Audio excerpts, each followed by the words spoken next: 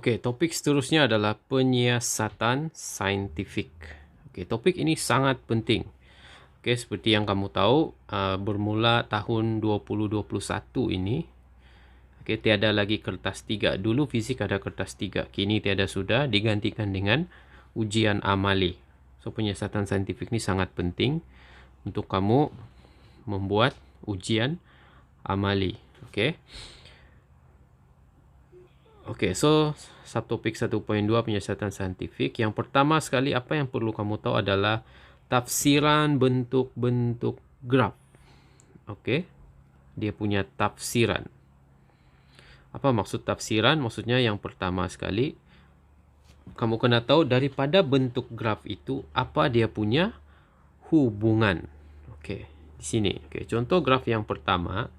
Ini adalah graf-graf yang mungkin kamu akan dapat apabila kamu membuat satu eksperimen. Oke, bila kamu buat eksperimen, kamu kumpul data, dan kamu mesti akan buat graf berdasarkan data yang kamu dapat, dan kamu akan dapatlah bentuk-bentuk graf seperti ini.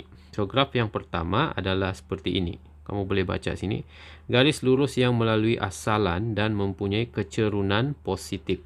Asalan maksudnya dia bermula dari 0, 0. Dan dia garis lurus. Lurus saja. Tiada bengkok-bengkok. Oke. So, bila kamu dapat bentuk graf ini, maksudnya bila kamu dapat saja satu bentuk graf itu, kamu sudah tahu apa dia punya hubungan. Oke, hubungan dia di sini adalah Y berkadar terus dengan X. Paksi Y, Y. Paksi X, X lah. So, Y berkadar terus dengan X. Kadang-kadang boleh juga guna berkadar langsung. Oke, berkadar terus atau berkadar langsung. Dua-dua boleh. Oke. Y dengan X ni bergantunglah. Bergantung dengan soalan. Katalah sini ni bukan Y. Dia ganti dengan contoh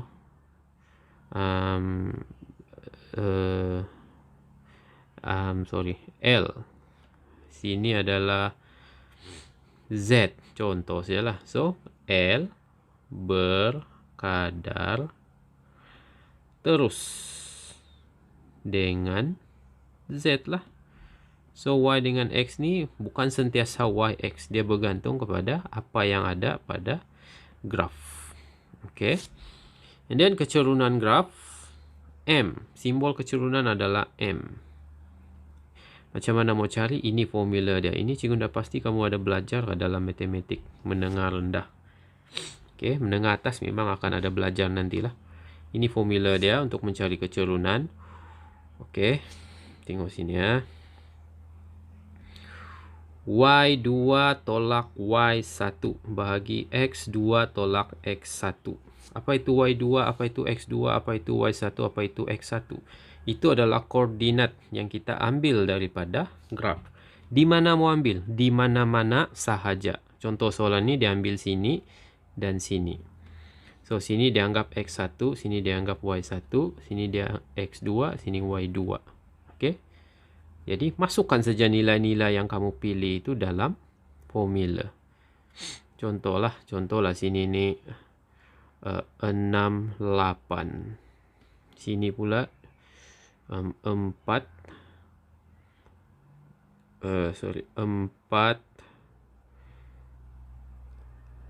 6. Contohlah. Oke. Jadi untuk cari dia punya M, Y2 tolak Y1 bahagi X2 tolak X1. Y2 berapa? 8. Tolak Y1 berapa? 6. Bahagi X2 6. Tolak X1 4. So, 2 bahagi 2. Dapatlah 1. Itulah dia punya kecerunan. So, untuk mencari kecerunan ini, kamu tidak semestinya pilih titik sini. Kamu boleh pilih di mana-mana. Contoh, kamu ambil titik sini dengan sini. Ginilah kan. Bila kamu kira, kamu tetap akan dapat jawapan yang sama. Oke, cuma digalakkan ambil titik yang akan membentuk segitiga yang besar. Oke, kalau kamu ambil kecil sini, susahlah kan. Nah, so, ambil yang besar. Kalau kamu boleh ambil sini pun tidak ada masalah. Jadi titik sini 0,0, ambil titik sini berapa. Oke. Yang penting ada segitiga lah. Oke, itu cara mengira kecerunan. Formula ni sila hafal. Oke. Persamaan garis lurus y sama dengan mx. Oke, itu tidak masalah. Tengok bentuk graf yang kedua. Oke, apa beza ini dengan yang graf yang pertama tadi? Dia tidak bermula dari kosong. Tengok. Garis tidak melalui asalan. 0,0 sini. Dia tidak melalui 0,0. Dan mempunyai kecerunan positif. Kecerunan positif. Dia lurus juga. Oke, semakin meningkat. So, dia punya takrifan ataupun hubungan. Takrifan ni boleh juga disebut sebagai hubungan. Okay. Y bertambah secara linear dengan X. Itu dia punya hubungan. Tadi berkadar langsung ataupun berkadar terus. Ini pula Y bertambah secara linear dengan X. Jadi kalau kamu dapat graf begini, hubungan dia adalah Y bertambah secara linear dengan X. Okay, untuk kecerunan pula tiada beza dengan yang tadi. Sama juga. Okay, kamu boleh tengok sama saja. Kamu cari dua titik.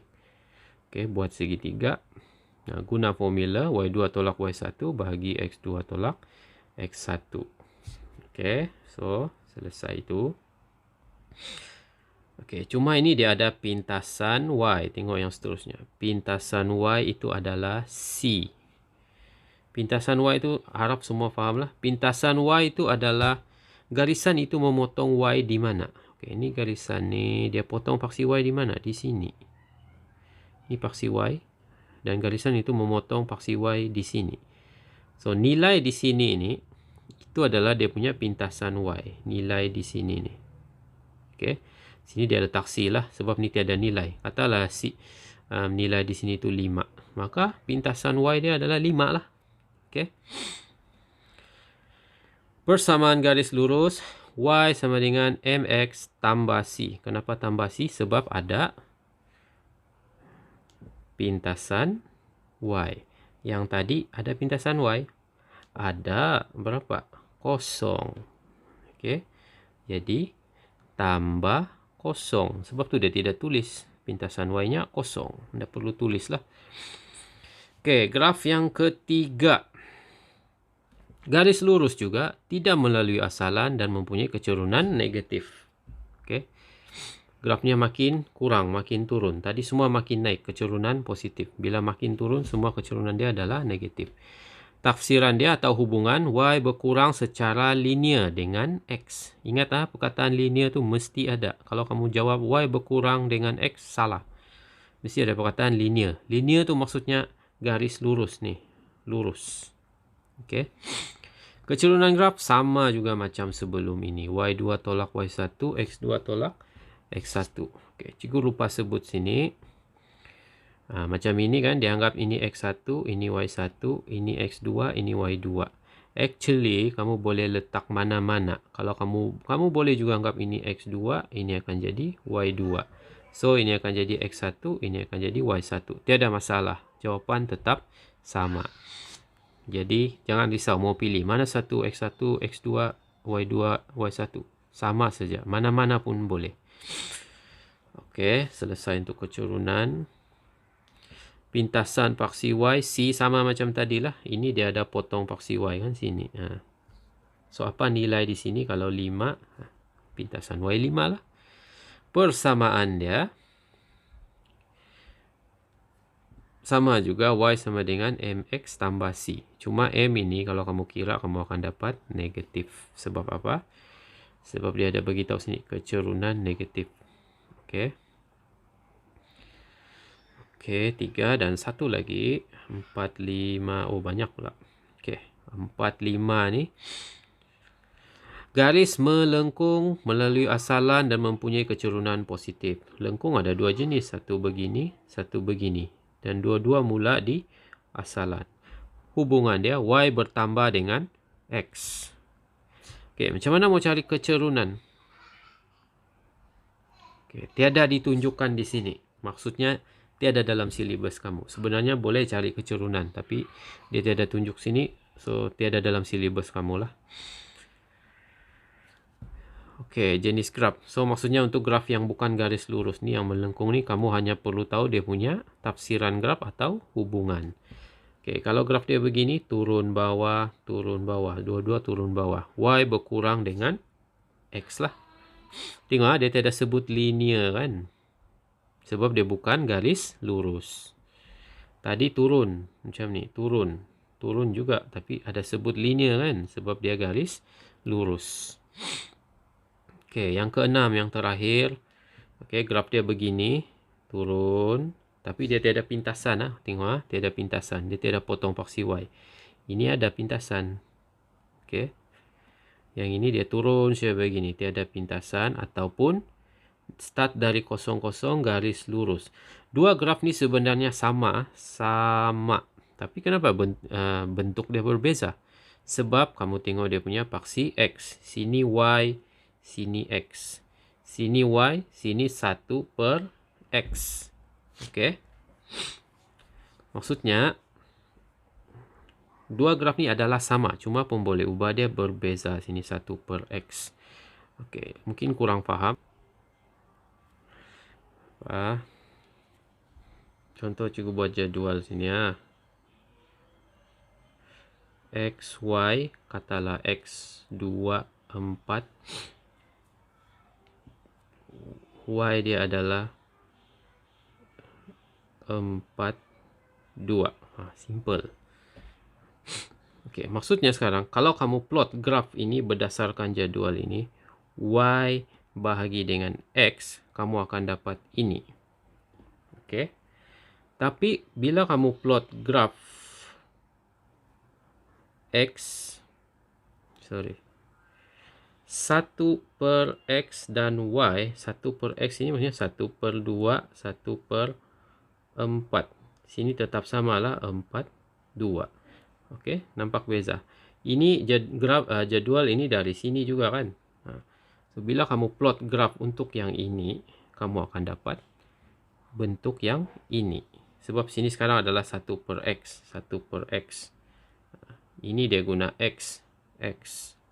Oke, jadi sebab itu cikgu cakap, ini adalah graf yang sama. Cuma ini saja dia ubah. Oke, ini pun jadual ini yang hijau ni berasal dari sini. So, data yang sama. Oke, so itu kena faham lah. Oke, jadi apa hubungan dia? Y berkadar songsang dengan X. Oke, cikgu tambah sini. Selalu keluar soalan. Selain daripada Y berkadar songsang dengan X, Y berkadar terus dengan 1/X. Ini dua-dua boleh ya. Ini boleh, ini pun boleh. Kenapa berkadar terus? Sebab mula dari asalan dan garis lurus. Cuma kamu kena ubah di sini. Nampak? Sini X, sini dia tulis 1/X. Oke. Y berkadar songsang dengan X. Y berkadar terus dengan 1/X. Oke, itu dia punya hubungan. Oke. Itu saja untuk hari ini. Cuma sekarang ini kejap ya. Oke. Oh, belum habis lagi. Ada sikit lagi sini ya. Menganalisis graf untuk mendapatkan rumusan siasatan. Menyatakan hubungan antara dua pemboleh ubah yang diberi. Cara dia yang kita sudah tengok satu-satu graf tadi. Maksudnya kena hafal lah. Kalau kamu dapat graf ni, apa dia punya hubungan. Kedua, menentukan kuantiti fizik yang diwakili oleh kecerunan graf. Maksudnya, bila kamu cari kecerunan tu, kamu kena tahu. Kecerunan yang kamu dapat tu mewakili apa. Okey. Sini tiada contoh lah. Itu nanti baru cikgu terangkan lah. Untuk selepas kamu buat latihan, baru cikgu terangkan. Ketiga, menentukan luas di bawah graf yang mewakili suatu kuantiti fizik. Graf itu dia ada luas juga. Bila kita kira luas dia, luas itu mewakili sesuatu kuantiti fizik. Apa kuantiti fizik itu? Bergantung kepada apa kuantiti paksi Y dan paksi X. Sekarang kamu belum belajar lagi. Eksperimen pun belum ada buat apa-apa lagi. Jadi memang susah jika mau terangkan di sinilah. Tapi ini akan diterangkan secara lebih lanjut apabila kamu sudah masuk bab 2 nanti. Okay, so ingat itu saja dulu. Keempat, menentukan nilai kuantiti fisik secara interpolasi.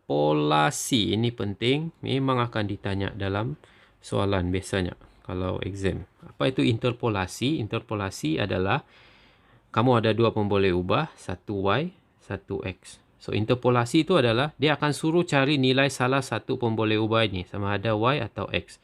Kalau dia suruh cari X, katakan dia tanya X berapa? Mesti dia akan bagi Y berapa. Contoh Y 5. So, itu maksud ini contoh soalan yang memerlukan kaedah interpolasi untuk jawab. Dia suruh cari X, dia bagi Y. Okey. Jadi macam mana mau cari itu? Disebabkan dia ada bagi nilai Y, so kamu carilah nilai Y itu dalam graf yang kamu dapat. Contoh di sini ya. Contoh dia tanya, berapa nilai X kalau Y 30? Macam mana mau buat nih? Susahnya. Gunalah interpolasi. Cari nilai yang dia ada bagi. 30. Mana 30? 30 tu apa? Paksi Y kan? So, carilah Y 30 di sini. And then apa perlu kamu buat? Ambil pembaris, buat garis putus-putus. Tidak putus-putus pun boleh. Yang penting pemeriksa nampak. Sampai dia menyentuh graf. Bila dia menyentuh graf di sini, terus turun pergi bawah. Inilah jawapannya. Jadi jawapannya X adalah 2. So, kita sudah menggunakan kaedah interpolasi. Dia boleh tanya sebaliknya. Contoh, dia suruh cari Y. Dia akan bagi X. Contoh, X 4. Macam mana mau cari? Okey, apa maklumat yang dia ada bagi? X 4. Mana X sini? 4-nya mana? Sini. Macam tadi juga, guna garis putus-putus sampai menyentuh graf, pergi paksi Y. Kenapa pergi paksi Y? Sebab kita mau cari Y. Okey. Dapatlah jawapan sini. Tiada jawab. Sini tidak nampaklah jawapannya. Kalau kamu plot graf, memang ada jawapan. Boleh baca, buat bacaan. Ini contoh ni, dia tiada bacaan lah. So, mungkinlah nilai dia 15. Contoh saja. Okey. So, itu interpolasi. Yang terakhir, ekstrapolasi. Apa itu ekstrapolasi? Ekstrapolasi ini adalah sama juga digunakan untuk menentukan nilai X atau Y yang berkaitan. Apa maksud dia ni? Okey. Kadang-kadang soalan dia pandai. Dia bagi kamu graf. Okey, contoh dia bagi kamu graf. Begini saja graf dia. Okey. And then soalan suruh kamu cari. Dia suruh kamu cari nilai Y. X dia bagilah apabila X kosong contohnya. Macam mana kita mau cari Y kalau X kosong? Okey, jadi kamu kena cari dulu macam tadilah, kena cari X kosong tu di mana? Ini paksi X. Jadi kosong tu di sini kan? X sama dengan kosong. Jadi kalau kita mau cari Y apabila X kosong, kita kena pergi atas kan? Tiada graf di atas. Macam mana nih? Macam mana mau cari Y? Senang. Kita guna kaedah ekstrapolasi. Apa itu ekstrapolasi? Kamu kasih panjang ini graf. Kamu sendiri sambung. Sendiri sambung ini graf. Sambung pakai pembaris. Sampai dia menyentuh paksi X di sini. Paksi Y. Inilah dia punya jawapan. Nilai di sini ni katalah 5. Jadi jawapannya Y sama dengan 5. Okey.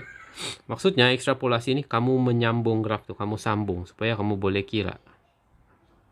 Kalau kamu tidak sambung, tidak dapat jawapan. Contoh lain, ni graf. Okey, grafnya di sini saja. Okey, sama juga macam tadi lah. Dia suruh cari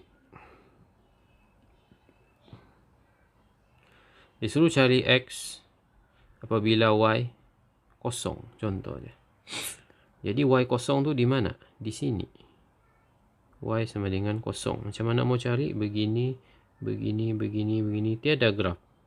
Jadi kamu kena sambung ini supaya ada persilangan di sini. Inilah dia punya jawapan. X sama dengan contoh 5. Jadi X 5. Okay, faham? Itu adalah ekstrapolasi. Maksudnya graf itu pendek, tidak dapat cari jawapan, so kamu kena sambung sendiri. Okey. Oke, itu saja untuk hari ini. Activity 1.3 nih cikgu mau kamu buat. Oke, cikgu mau kamu buat. Semua sudah ada daripada jadwal ini. Oke, nilai semua ada. Tinggal kamu perlu plot graph. Tengok. Oke, kamu ikut saja arahan dalam ini. Arahan ini ikut semua. Oke, lakukan graf F. Lukiskan graf X, F melawan X. Guna kertas graf, harap-harap semua ada kertas graf lah. Lepas kamu lukis graf, jawab semua soalan ini. A, B, C, D, E, F. Nomor 4 ni tidak payahlah, tidak dapat bentang PKP. Oke, so itu saja. Sekian, terima kasih.